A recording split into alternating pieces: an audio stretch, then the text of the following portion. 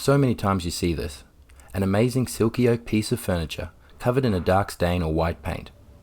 Well, let's fix that. And while I'm at it, let's see if I can do it all with only hand tools. To start, I'm getting some new silky oak from one of my stashes. I love this wood and try and pick it up whenever I can. It's hard to imagine, but hidden under all those layers of stain, you'll see some of the most amazing looking timber.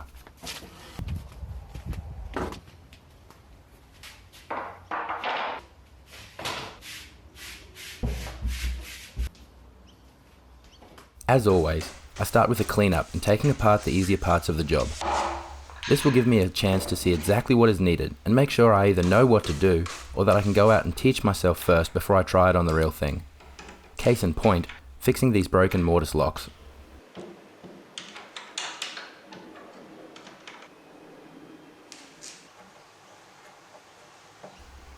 As I found here, the screws used to hold everything together seem to be slotted, so this gives me an idea of it being made at least before the 60s. They don't seem to have the telltale marks of being removed, so they're likely the original. The screws holding in the mirror are the same but larger. These may give me a better time period later on. A glimpse of the past colour. Not the same as the rest of the piece though, but it gives me an idea of what I should be aiming for later on. The nails too can be an indication of age. They seem to have slightly squared shanks, which doesn't seem to be very age appropriate for this piece. And more of that lighter colour. In saying that, silky oak does have a tendency to darken with age and light exposure over time. Now, to get into this other side, I did have to take some drastic measures. I had hoped to keep the plywood backing in place, but after taking it off I could see it was quite dried out and worn, so it's no major loss now that it's gone.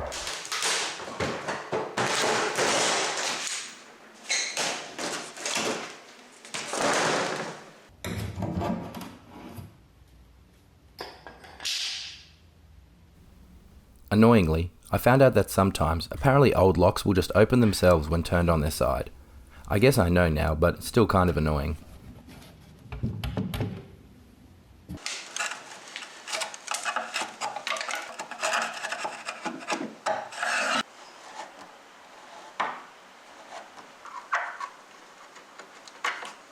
These blocks, or cleats as I call them, have been added so that more screws can be used. Typically, I find too many screws is not always best, especially in humid climates.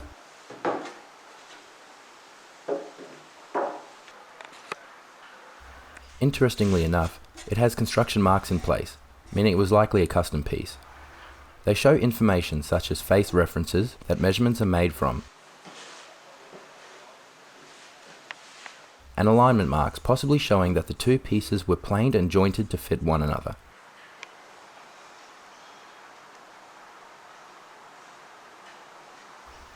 The information on the bottom is hard to make out, but it could just be measurements. Also, the top edge is a good sign of how dark this timber can get when it's left uncoated. You can see that it's quite dark compared to the pine. Okay, so here I'm doing my standard test to see if the surface finish is shellac or something different. If the surface gets sticky, then chances are it's shellac. If not, I'm working with something different and I'll have to reevaluate. I didn't really get a good answer, and it's so dried out I think I'll just scrape off as much as I can. Surprisingly, this seems to be one large piece, so likely some older growth wood, which is hard to find these days. It doesn't fully highlight the striking natural grain of the wood, but it's still a very nice, big, solid, old piece.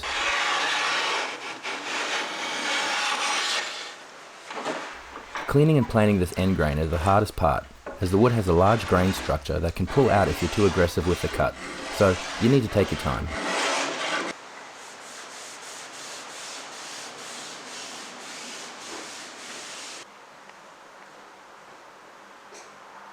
That's it for the easy part. Sanding and scraping this whole body will take quite a while, but I'm looking forward to seeing what the grain underneath all this dark finish looks like.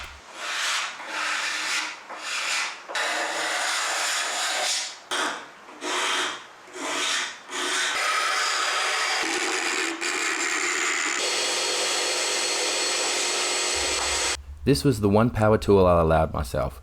I know it's cheating, but it probably saved me several hours of labour. Everything was still hand scraped, and the random orbital sander was just used as a bit of a finish up.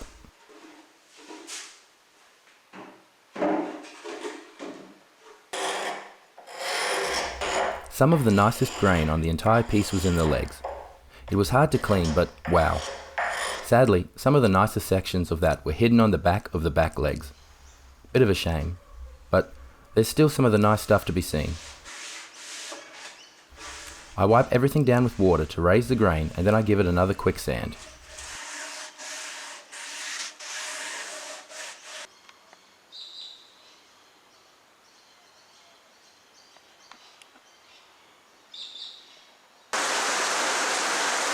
At first I was sad that this came without a drawer, but on the upside, I love any excuse to do some traditional woodworking. The large Silky Oak board I brought in earlier will need to be trimmed, split and dressed to make the side and front of the drawer.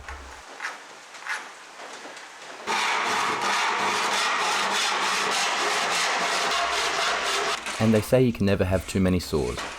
I have one for cross cuts and one for rip cuts, that is, going either perpendicular or with the grain, and they both come in handy.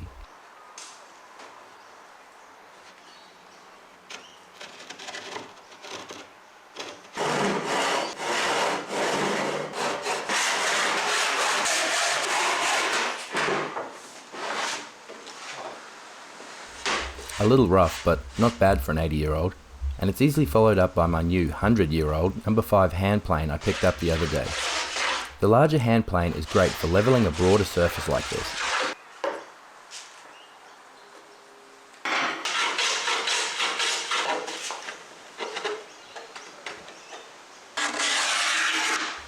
The card scraper wasn't really needed, but it gives such a nice finish to the timber.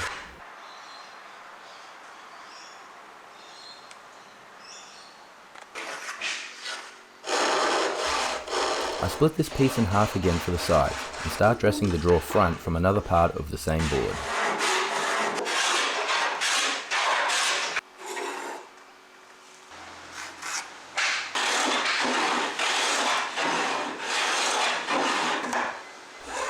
Not to copy, but yes, I use all the same marks that we saw earlier for my work as well.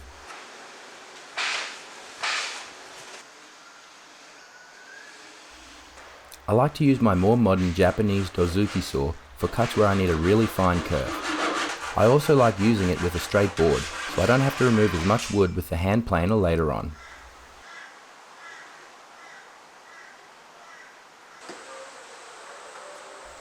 The back will be made from pine to keep with the rest of the piece, and also because it won't be seen and it's easy to work with.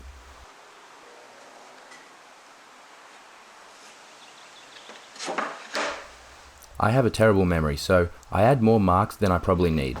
Trust me, it stinks when you accidentally cut a piece of nice wood the wrong way around, so I'd rather too many than not enough. The dovetail joints are traditional style and slightly larger, which seemed appropriate for the density of the wood and for the rough time period of this piece, but dovetails can vary a lot.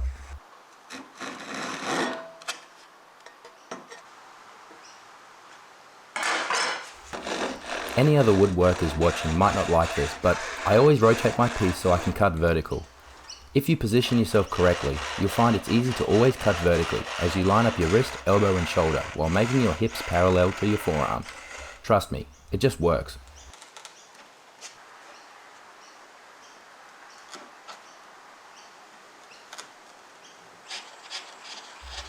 It's not a fast process, but I took my time and can honestly say this is some of the neatest work I've done, as well as the first time I found that I could swap sides and still have them fit nicely. I do this work as a way to relax, but honestly sometimes it can be just so satisfying. On that point, if you are enjoying the restoration so far, feel free to hit the like button to let me know. Also, you can subscribe to see future videos as soon as they come out. It can be a couple of months between my videos, so this way you won't miss any. The dovetails on the back go all the way through, as again, they won't be seen. This is less to style as you won't often find dovetails on the back of drawers from around the 50s, but I think dovetails are just better to put in there.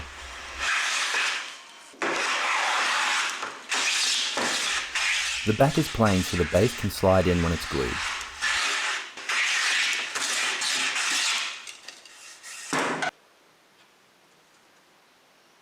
The little blade in my plough plane is the same width as the plywood that I'll use for the drawer bottom.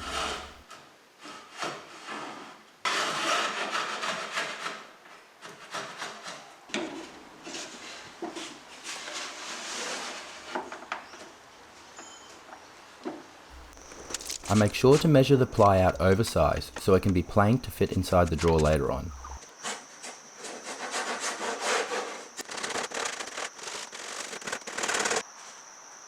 Then all that is needed is to hold it in with 3 or 4 nails from the back of the drawer. This way it's super easy to replace if needed.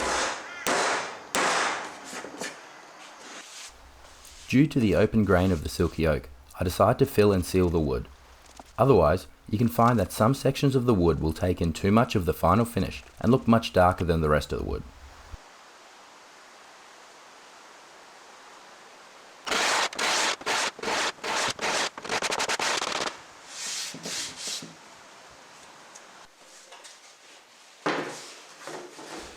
The mirror section was a nice, easy cleanup process. The trim is screwed in place, which will make it easy to scrape down later, and the backing plywood is just nailed in place, which means it comes off pretty easily as well.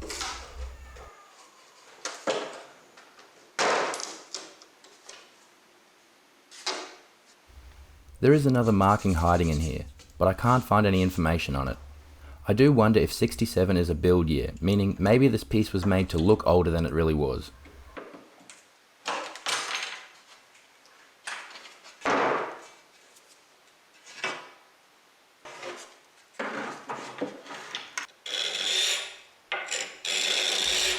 This is why having a few different scrapers is handy.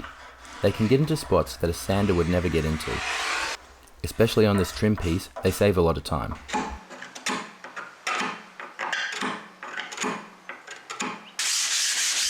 Everything gets rubbed back, giving a smoother surface for the shellac finish later on.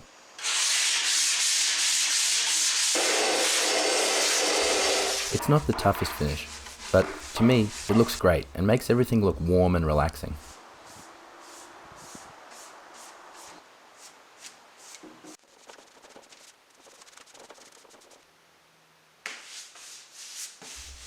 A little trick if you want the grain to get filled a little bit extra, try brushing against the grain direction.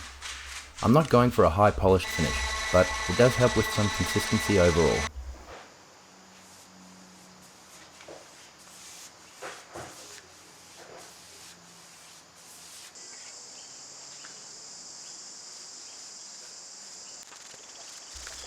Any sections that look a little off, get a rub back with some 4O steel wool before the next coat.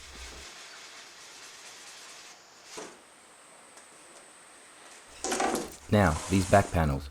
I didn't want them to be visible from the sides, so I'm going to inset them slightly.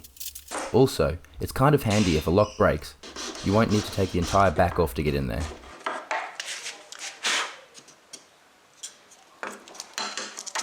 I'm using a triangle profiled pine called Quad to give me nailing points for later on. The boards will get a touch of hide glue to keep them in place instead of having visible nails on the inside.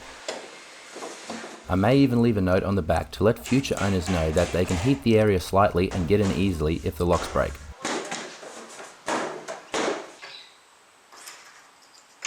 To hold in the mirror, I use the same timber. However, the mirror is not glued onto these parts, it's just floating.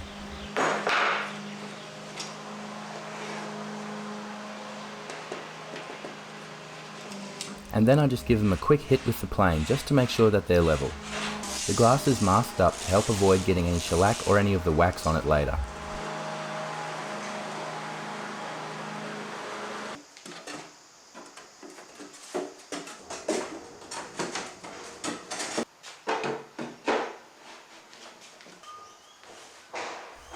I always try and put a touch of paste wax on my screws to make them easier to take out later if needed.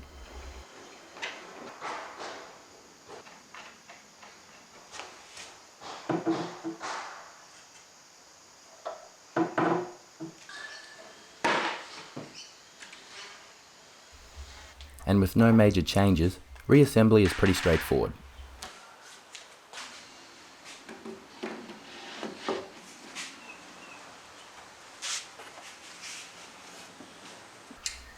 I've put off working on these locks and even contemplated buying new ones, but where's the challenge in that? The plan will be to somehow mount a new spring in place to allow the locking mechanism to engage with the latch and return to its position after the key is turned.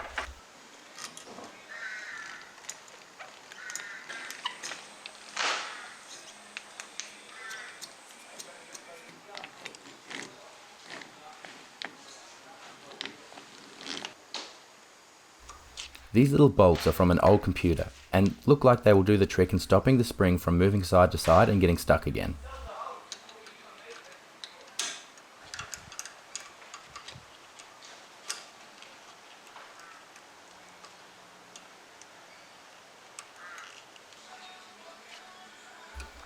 The backing plates are all scuffed but will be hidden against the wood later on.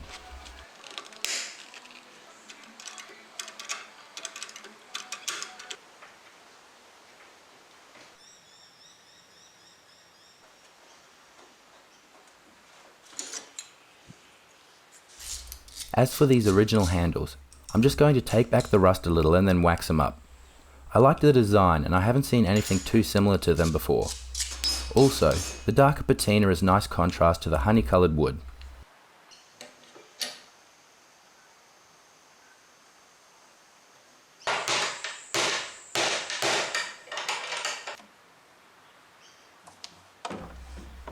Now, my big dilemma.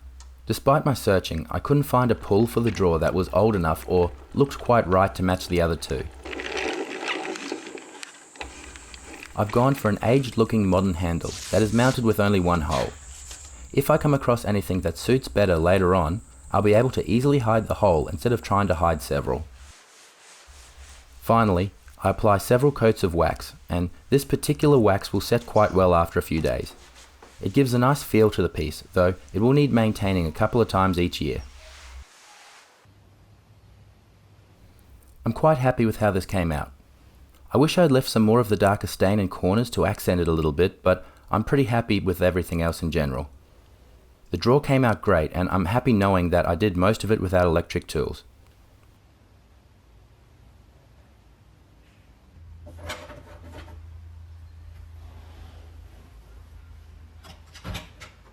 Hopefully you've learned something new and enjoyed watching. Maybe you'll even give something like this a go yourself.